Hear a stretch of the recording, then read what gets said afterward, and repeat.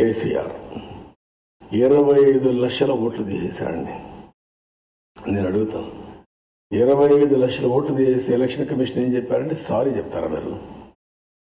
Democracy సారీతో అయిపోతుందా?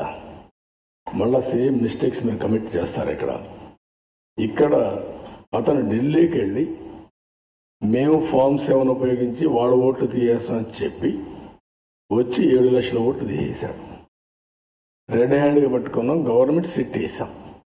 SIT వేసిన తర్వాత ఎలక్షన్ కమిషన్ డ్యూటీ మాకు సమాచారం ఇవ్వాలి కదా. వీళ్ళు పోయి అడుక్కుంటే election commission don't give IP address. అంటే మీరు దొంగల్ని కాపాడుతున్నారు, సమర్థవంతంగా ప్రజాస్వామ్యవాదాన్ని హెరాస్ చేస్తున్నారు మీరు. ఇది ఎక్కడ ఎందుకు ఇవ్వలేదని అడుగుతున్న election commission straight. Is it not protection? Is it not prevention? అంటే మీ ఇష్ట ప్రకారం ఇలాంటివన్నీ చేయడం, ఇన్ని కేసులు, ఇంత డబ్బులు ఎప్పుడో చూసామండి మన ఎలక్షన్లో.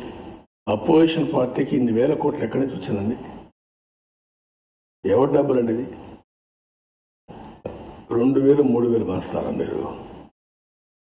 ఆఫీసర్స్ బ్రేవ్ చేస్తారా? తెలుగుదేశం పార్టీ నాయకులు కొనాలని ప్రయత్నం చేస్తారా మీరు?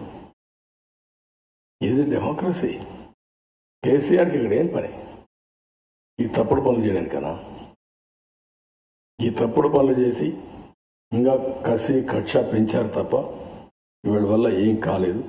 చాలా దుర్మార్గంగా చేసే పరిస్థితికి వచ్చారు. ఇంకొక పక్కన మీరు చూస్తే ఈరోజు For more details, please like, share and subscribe.